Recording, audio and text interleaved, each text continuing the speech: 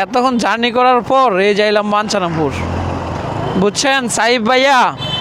বামে বাঞ্ছারামপুর হোম না, একদম হোম না যাওয়া যায়, আর সোজা হচ্ছে ফেরিঘাট। কিসে তেল পাওয়া গেছে? হ্যাঁ কি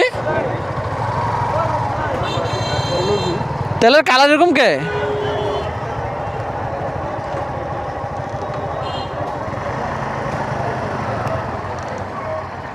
তেলের কালার এরকম কে? এটা স্যাম্পল।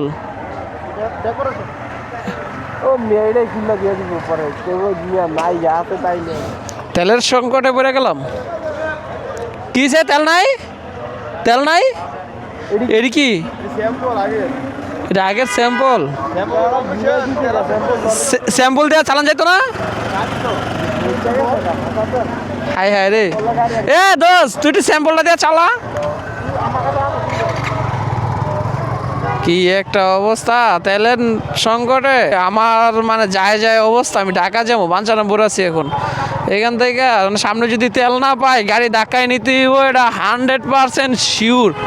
আর আমার তো কষ্ট হইব না, কারণ আমি তো আর ধাক্কাবো না। ধাক্কাইবো আমার পিছনে যে আছে, হ্যাঁ সাইফে ধাক্কাইবো, সাইফে।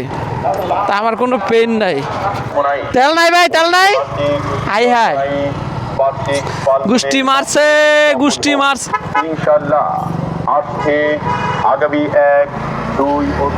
কোথায় গেলে যে তেল পাবো? তেল এখন পুরা সোনার হরিণের মতন। তো যার কাছে তেল আছে তার ভাব তো ওই যে, ওর দেখলেই বোঝা যায়। খোদা হাফেজ বাঞ্ছারামপুর পৌরসভা। ওকে, আল্লাহ হাফেজ। আপনাদেরকে অনেক অনেক ধন্যবাদ, কিন্তু আপনারা তেল দিতে পারেন না, এর জন্য রাগ করলাম। ওকে, আবার আসবো।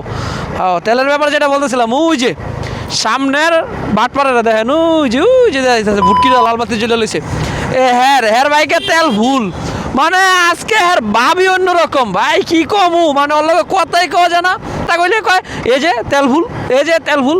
আরে শালার কি রে, কথা কয় এক টপিকে, আর হ্যাঁ ঢুকাই দেয় হ্যার তেলে, হ্যাঁ টাঙ্কি দেখায়, নিয়ে হ্যাঁ টাঙ্কি দেয়, কয় ভুল ভুল। আরে ভাই রে ভাই, এই যে একটা অবস্থা করতাছস, তোর তেল কি শেষ হইব না?